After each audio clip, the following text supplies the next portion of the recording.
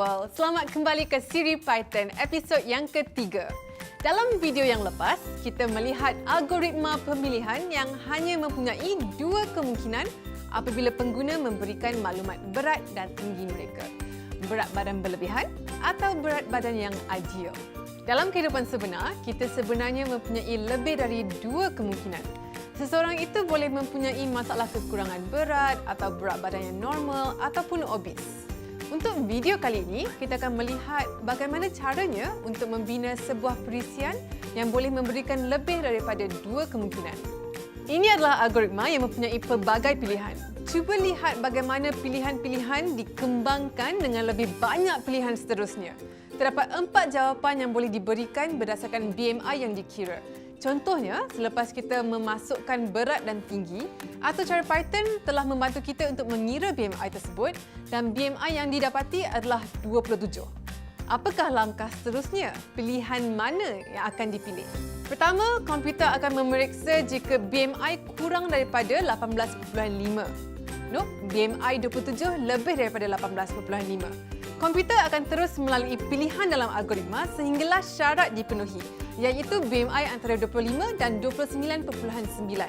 Komputer akan paparkan BMI anda dalam kategori berat berlebihan. Sekarang kita tahu kita perlu jaga pemakanan dan tambahkan senaman dalam kehidupan seharian. Jom kita cuba syarat yang pertama dalam bahasa pengaturcaraan Python. Yang ini mudah sahaja. Untuk membuat syarat seterusnya, ada 3 perkara yang perlu dipertimbangkan. Bagaimana nak tambahkan syarat? Bagaimana nak membina syarat di antara 18.5 hingga 24.9? Kita boleh selesaikan masalah pertama dengan menggunakan kod pelbagai pilihan. Sintaksnya adalah seperti ini. If syarat A, jika syarat A, do A, buat A. Elif syarat B, jika bukan syarat A tetapi syarat B, do B, buat B. Elif syarat C, jika bukan syarat B tetapi syarat C, do C, buat C. Else, kalau tak memenuhi mana-mana syarat, do D, buat D. Kita boleh nampak yang kita mempunyai beberapa syarat yang berbeza. Bergantung kepada syarat yang betul, arahan kod seterusnya akan dilaksanakan. Okey, masalah seterusnya lebih mencabar. Bagaimanakah kita mewakili syarat di antara 18.5 hingga 24.9? Kita boleh pecahkan masalah ini kepada beberapa langkah yang lebih mudah. Pertama, kita tukar ayat ini kepada pernyataan matematik. Pernyataan ini ada 2 bahagian. Bahagian di sebelah kiri, X adalah lebih kecil daripada 24.9 dan di bahagian kanan, X adalah lebih besar daripada 18.5. Suatu nombor dikatakan berada dalam julat ini jika nombor tersebut adalah lebih kecil daripada 24.9 dan lebih besar daripada 18.5. Typekan kod seperti anda akan typekan penjelasan tadi dalam bahasa Inggeris. BMI larger than 18.5 and BMI less than 24.9. Macam tu sahaja anda dah pun typekan syarat yang Python boleh faham. Perkataan AND adalah suatu operator logik. Terdapat 3 operator logik iaitu AND, OR dan NOT. Bagaimanakah operator logik ini berfungsi? Bergantung kepada syarat A dan B, syarat baru akan dikira. AND. Kedua-dua syarat ini mestilah syarat yang benar. True untuk arahan seterusnya dilaksanakan.